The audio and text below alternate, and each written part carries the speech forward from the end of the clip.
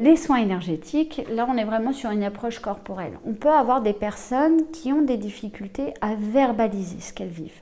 Et là pour le coup, l'approche par le corps peut être intéressante parce que du coup c'est le corps qui va parler à la place de la personne, sous les mains. Donc moi je travaille en digipression essentiellement. Je me suis beaucoup formée aussi autour du langage du corps et de qu'est-ce que ça veut dire un organe. Par exemple l'estomac, on va être sur ce qu'on appelle les hypercutes émotionnels, c'est-à-dire les choses qu'on a pris en pleine face, qui n'étaient pas justes, qui ont été vécues comme une injustice et qui vont se bloquer au niveau de l'estomac.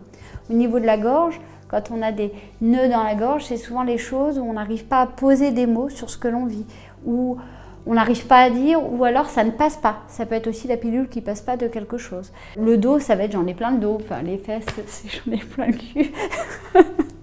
Je plaisante.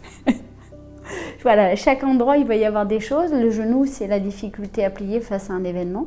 Et donc, l'idée, ça va être d'aller travailler sur la personne, sur les nœuds.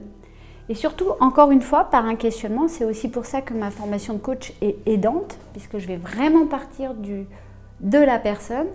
On va aller tenter de comprendre ce qui se joue dans le corps à ce moment-là et pourquoi. Et le résultat garanti à la fin d'une séance, c'est la détente. Et le plus, c'est le déblocage de la situation. Et donc, ce qu'il faut vraiment entendre, c'est que l'approche parle du soin énergétique. On n'est pas du tout sur une approche médicale, c'est-à-dire que je ne vais pas aller guérir quelque chose. J'ai sûrement pas cette prétention-là, ni la formation. Par contre, ça peut être complémentaire aux soins.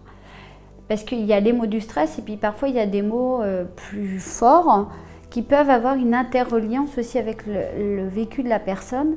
Mais il faut absolument que la personne commence d'abord par consulter du médical avant de venir me voir pour vérifier quand même qu'il n'y a pas quelque chose de plus profond.